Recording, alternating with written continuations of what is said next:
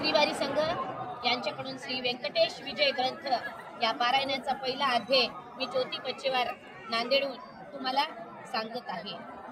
प्रारंभी विश्वहत्या श्री गणेशाला वंदन करून ज्ञानदात्री श्री सरस्वती शारदेस नमन करून कुलदेवता आणि सद्गुरु माऊलीचा मंगल आशीर्वाद घेऊन वेदव्यास आदी कवी आणि श्रेष्ठ विद्वान साध्वी यांना अभिवादन करीत हा ग्रंथ वाचनास प्रारंभ करीत आहे।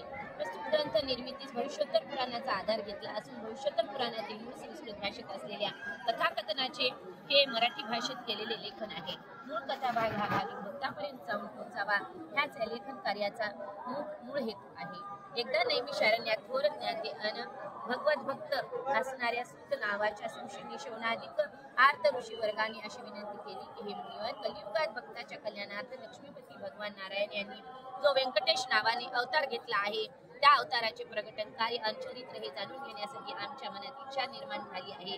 तरी आपण कृपावंत होऊन आम्हास त्या चरित्र श्रवणाचा लाभ द्यावा।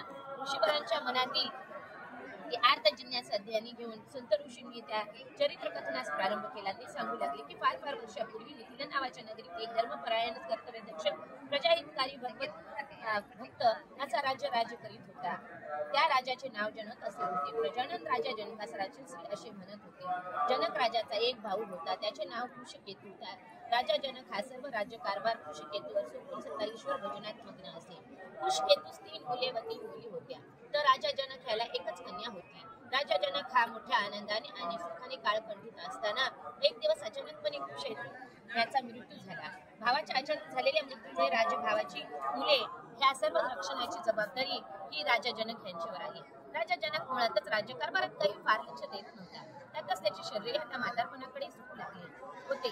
त्यातच ह्या नव्या जबाबदारीचे ओझे राजा जनकावर पडले, त्यामुळे तो राजा जास्त घाबरला, गोंधळला आणि त्याला नेमके काय करावे हे सुचले। त्याच्या राज्यकारभारात मन लागेना, मुलांच्या भवितव्याचा विचार करताना राजाची झोप उडाली। त्याला अन्नपाणी गोड लागेना, चिंता आणि भय ह्याने त्याचे अवघे जीवनच काजळले। आणि एक दिवस राजपुरोहित गौतम ऋषी यांचा विद्वान पुत्र शतानंद यांचे नगरीत आगमन झाले।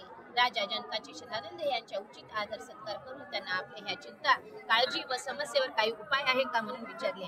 तेव्हा सर्व दुःख, चिंता, भय यांचा नाश करणारा उपाय सांगताना शतानंद म्हणाले, राजा, सर्व चिंता, भय आणि दुःख यांचे निवारण करणारे महर्षी व्यास यांनी भविष्योत्तर पुराणात सांगितलेले व्यंकटाचलगिरी महिमान तू श्रवण कर। त्या श्रवणाने तुझ्या दुःखाचा परिहार होईल आणि तुझ्या मनात एक आकांक्षा पूर्ण होईल। राजा हा व्यंकटगिरी पर्वत फार पवित्र, पुण्यदायी आणि पापनाशक असून तो वेगवेगळ्या युगामध्ये वेगवेगळ्या नावाने प्रसिद्ध होता। कृतायुगात त्याचे नाव वृषभाद्री पर्वत, त्रेतायुगात त्याचे नाव अंजनाद्री पर्वत, द्वापार युगात त्याचे नाव शेषाचल पर्वत असे होते।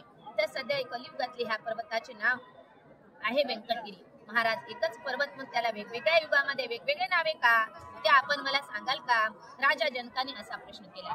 राजा त्या प्रश्नाचे उत्तर देताना शतानंद ऋषी यांनी जो पर्वत महिमा कथन केला तो आपण आता दुसऱ्या अध्यायात श्रवण करू।